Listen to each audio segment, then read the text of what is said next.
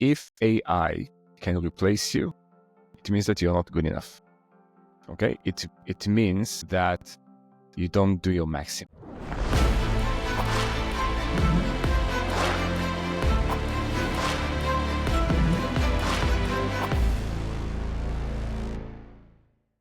Welcome back, Yahel. Good to have you on.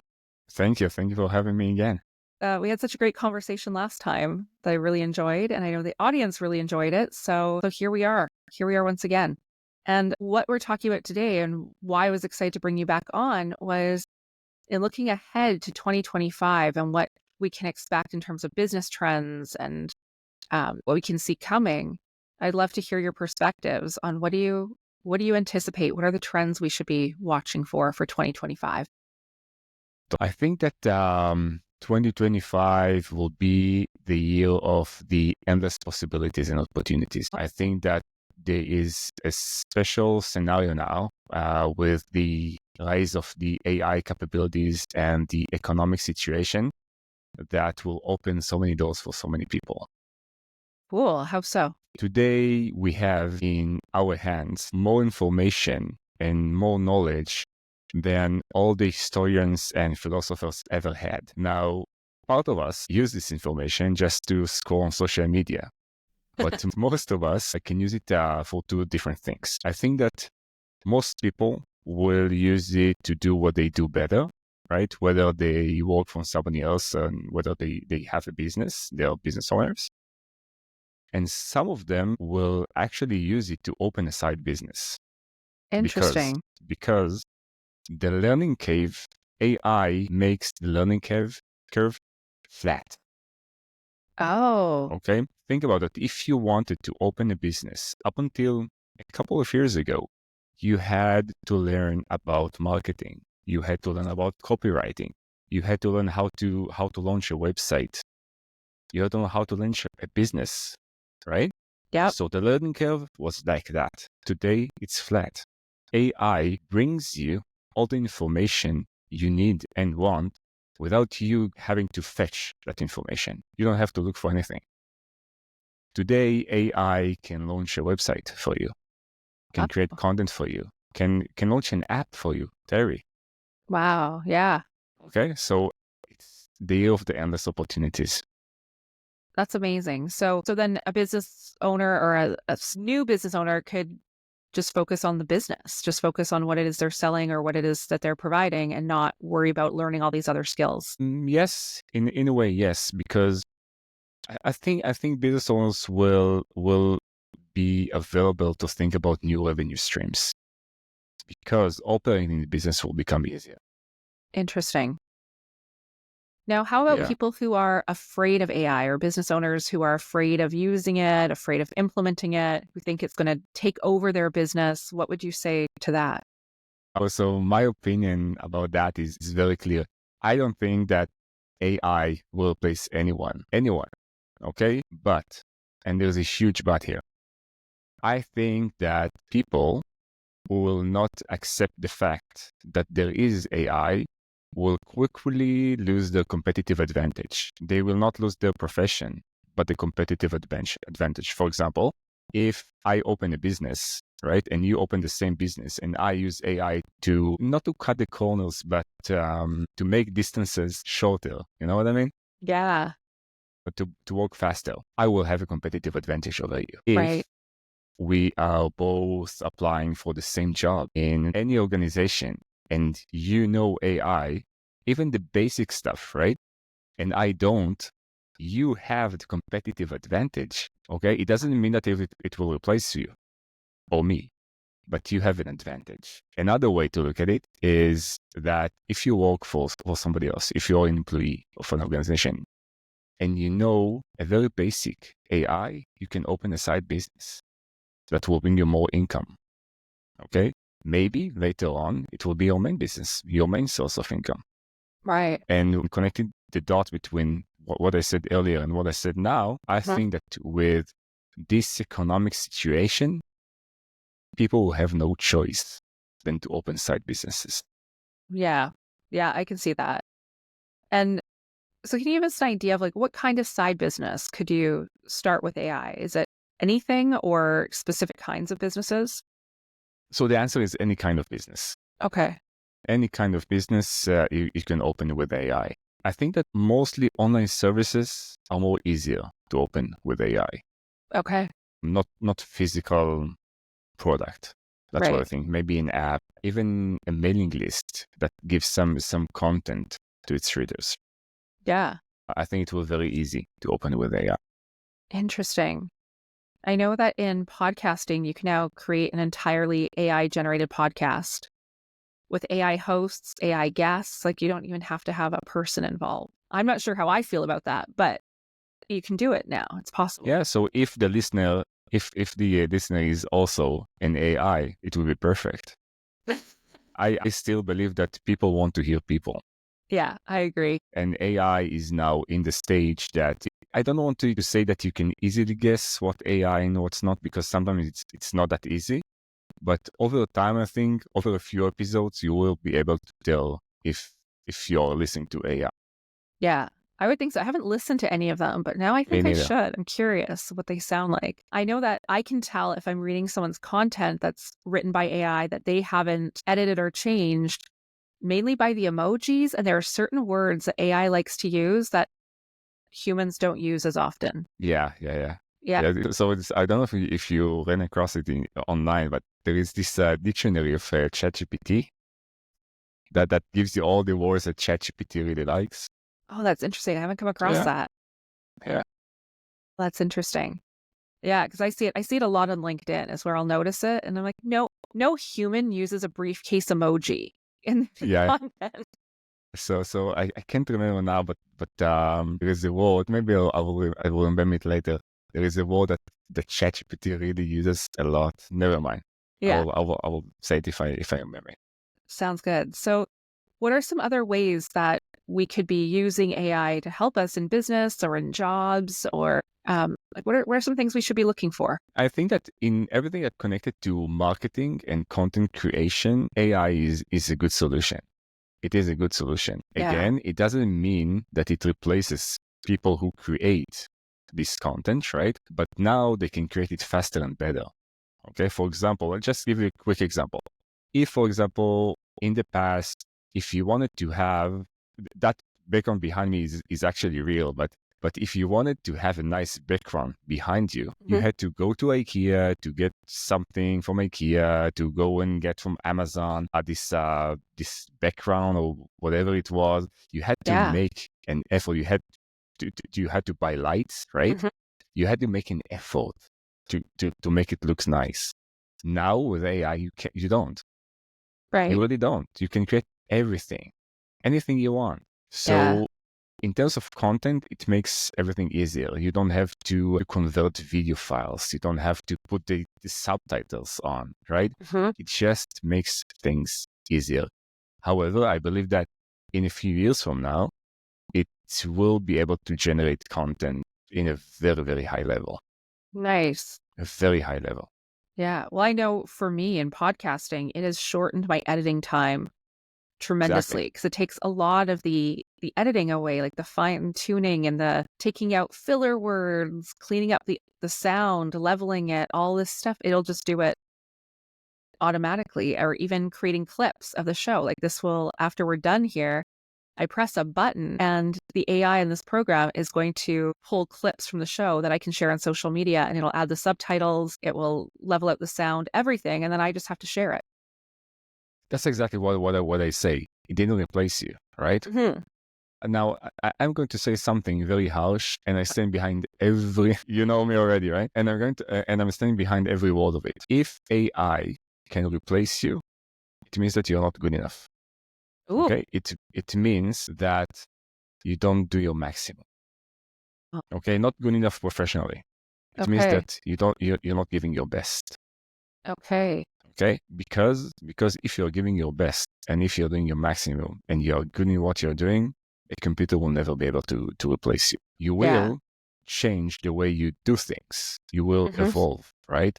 You will Right. develop yourself with it, thanks to the AI, thanks to the computers. But if you will not do that, it means that you don't do your maximum. They say, Yeah. okay, I'm good where I am. and that's it. If you're Yeah. good, you get what I mean? I mean, Yeah. it sounds harsh, but it's less harsh than it is. Yeah. Yeah. You had me worried there for a moment. I thought I was going to be in trouble for something. No, no, no, no.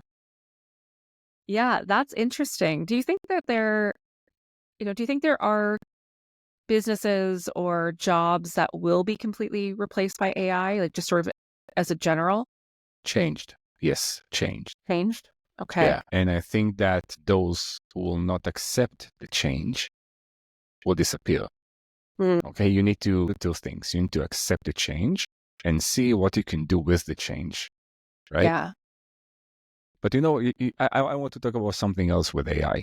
Let's say that up until maybe 6 years ago, 5, 6 years ago, you would have to go through certain learning cave or certain experiences to open a business. Okay. To understand what you want to do in your life, to understand what you're good at, right? Yeah. So the average age to open a business was around early 20s. Okay. No, not average, sorry. The entry level age was around Okay. mid 20s. Okay. Today, I see lots of teenagers who open their businesses. You know why? Two things. First of all, they use AI. Okay. Second, because they use AI, they are able to open more than one business in one time. Okay. Because everything is faster, everything is much more efficient, right? You can open not one business, you can open 5 businesses, see which one works better and stay with it, stick with it, and expand it or multiply it, right? Just copy to something Yeah. else, okay? So that's a trend that I see. That's a trend that Okay. I see. Another trend, for example, is that parents understand that, okay? But they don't know how to help their kids to find what they want to do, right? They don't have Yeah. the skills because everything changes so fast. Yep. Yeah. So how can parents help their kids then? I think that because things are happening so fast and the technology moves so fast, I don't think that parents today know how to give their teenagers, their kids, the best advice for their careers. Because my parents, for example, when they developed their careers, it was just a ladder. That's an example that I always like to give. It was just a ladder. You start the first stage and you climb until retirement, right? Right.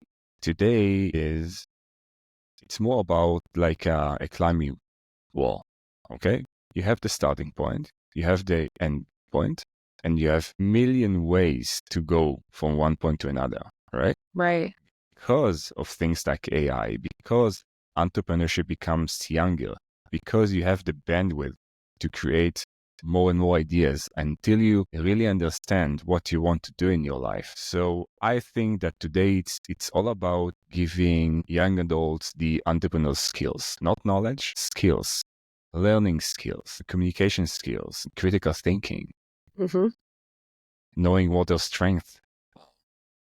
Yeah. Interesting. That's the kind of skills that I think that today that parents should give their kids, especially when we're talking about the developments like AI. Yeah, absolutely. And how do you see, I mean, you mentioned earlier that it makes you more competitive in terms of the job market, being able to work with AI, but can you expand on that and tell us more how it would impact someone, say, in a corporate role or someone entering the job force, how they can use AI or how AI can help them to be more competitive? Yeah. 100%. I think that AI will affect organizations in two ways. First of all, I think that it will help many organizations to think like startups, to be Oh, able to yeah. implement ideas very fast, okay, and test ideas very fast. Mhm. Second, I think that AI will give a huge boost for entrepreneurship within organizations. That employees will be able to think outside of the box because now they have the skills. Now it's not that you have a manager who knows better than you, tells you what to do, and it's not that you know better than your manager, but you have now the tools to understand the business scenario of the organization better. And if you have the tools to understand the business scenario and you really want to do something, right? You have the entrepreneurial spark within you, okay? You will think to yourself, you know what? We can do it better. We can do it otherwise. Yeah. So you will think of something and you will go to your manager and you will go to your supervisor, to your boss, okay? And you'll offer this kind of idea. And it will be much more baked than before, right? Because you have a better oven to bake it. Right. Yeah, that makes sense. It makes a lot of sense. So let me circle back to the side businesses, because Okay. I think that this would catch the interest of many of your listeners. Yeah. I think that I'll give you an example. Okay. Let's say you bake bread, and up until now you thought that if you want to sell your bread, you need to have a shop, right? You need to Yeah. have a brick and mortar shop, like a bakery, right? Today, with the right permits, of course, you can bake it in your house. You can market it through marketplace. Mm-hmm. AI can generate your content. AI can build your website, right? Right. AI can actually create an app for you that will enable people to order something or to make the shipments faster. Yeah. Okay? Let's take another example. Let's say that you have knowledge in something that you want to share with the world. Okay? But you have a 9-to-5 job. Okay? Mm-hmm. You can use AI to help you create the content based on guidelines that you will provide the computer. Yeah. Okay, with a prompt. You can create the images. You can create all content with AI, and you can just send it through an email list. Okay, that will be fully automated. Mm-hmm. Okay, then you can monetize this mailing list. So there are tons of examples, Teri, of people who took something they are very good at, okay, and used skills that they have and technological solutions like AI to do something with it. It can be an extra $1,000 per month and it can be $10,000 per month, right? Right. I have a client now who runs an online store, a very successful online store, that he now combined an AI bot in within the products page of his store. Nice. It increased the engagement. And when I say engagement, I mean people add products to the basket and then pay for them in 13%, 13%. Wow. After 2 weeks, 30. Wow, that's Okay. amazing. So AI didn't replace anyone. It just made the life of so many people so much better. Yeah. Yeah. Interesting. So it didn't replace, by the way, the support, for example, the support team or the Right. sales team. Okay, because there are people who are still looking to buy from actual people. Mm-hmm. Okay, Yeah. but it helped people. That's a very important part of understanding the connection between entrepreneurship and owning a business and AI. It helps you to know what you don't know, to ask the right questions. Right. Okay, because once you ask the right question, you know where to look for an answer. Yeah. That's the basic. So you've mentioned quite a few times how AI can help us generate content. Are there downfalls to that? So I'm thinking like if someone's using AI to create all their blog content, for example, or their website content, like what are some of the downsides that we should be aware of in doing that? I'll answer this from a completely different angle than you expect. Okay. I think that while AI will tremendously help you to create content, and with some of the AI features and applications, it can be very, very good. But I think that people, and listen to this and highlight this for your listeners, people who use too much AI will lose the connection with their business. Yes. Okay. Yeah. And once you lose the connection to your business, that's the first day of the end of your business. Oh, Okay. yeah. The whole point, Terry, of owning a small business is that it's you. Right. It's you. It reflects you. It reflects who you are, your story, your authenticity, your ambitions, the impact you want to make. Right. And once you lose it, you lose it. Once you lose the small things, the big ideas, the big concept, follow them. Mm-hmm. Yeah, absolutely. And of course, that sometimes it sounds too robotic, right? Or too fake. Yeah. But that's obvious. Yeah. What business owners should remember is that once they lose the connection to the business, they are doomed. Right. Yeah. It's like burnout, for example. Burnout is the same thing. Burnout just disconnects with your business. And you need to reinvent yourself or to find different avenues. Mm-hmm. I've been there. Okay. And so that's what we're looking ahead to for 2025. Is there anything that you see that we should be leaving behind and not carrying forward into this new year? What I wish or what we're actually leaving behind. Because yeah. maybe it's the same. Okay.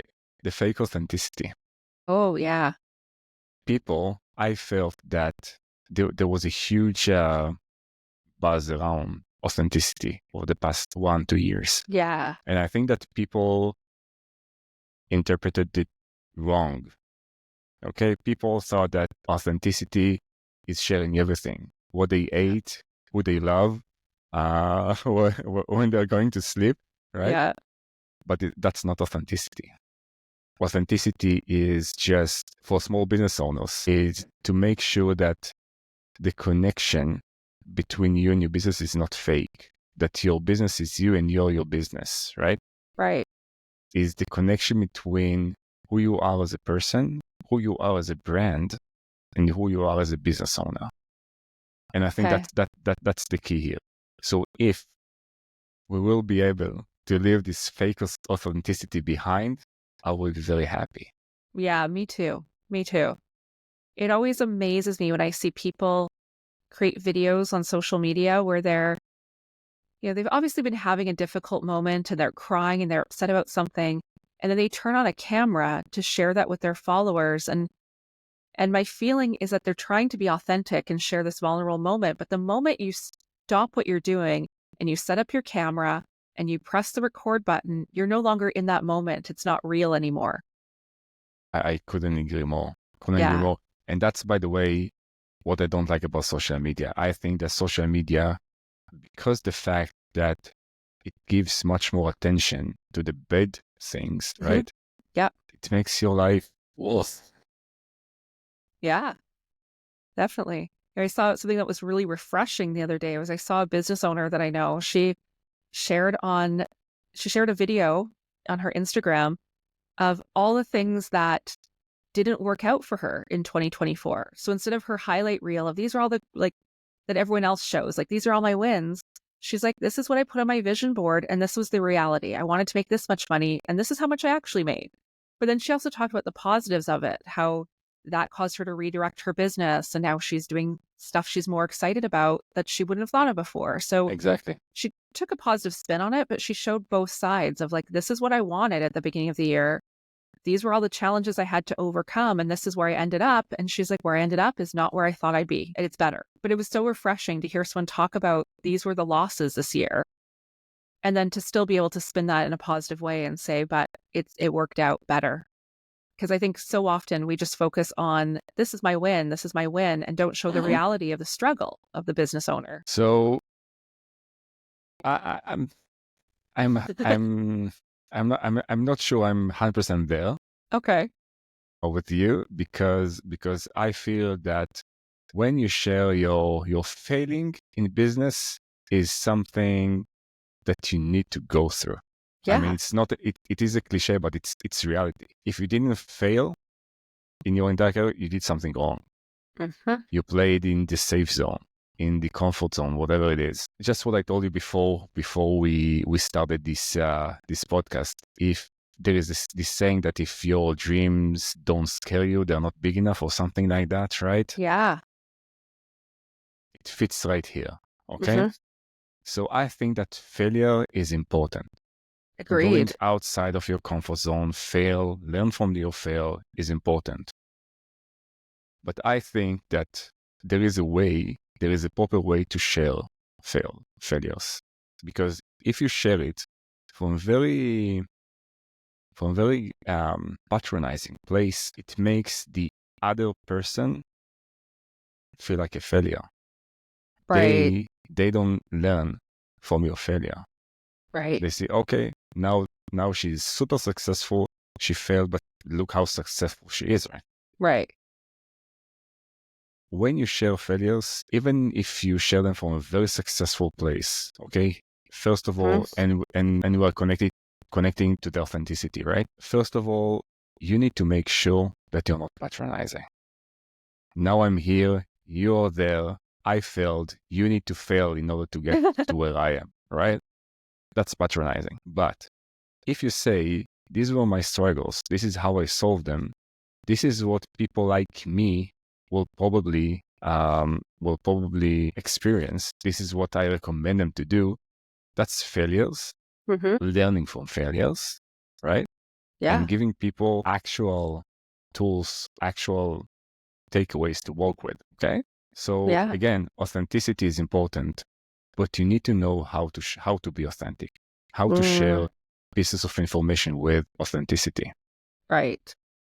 Yeah. Yeah, I agree. I agree with that. So last time on the show, I had Christy Powers on in the last episode, and she passed along a question she would like to ask you, which is, what legacy would you like to leave behind? I think that I decided that in 2025, I want to work more with teenagers Hmm. because it's not that I'm concerned, right, about the next generation or something, but I feel that I have the knowledge and the skills to pass on the entrepreneurial skills they need Yeah. to be successful, to thrive. Because I truly think that entrepreneurial skills a must, is a must.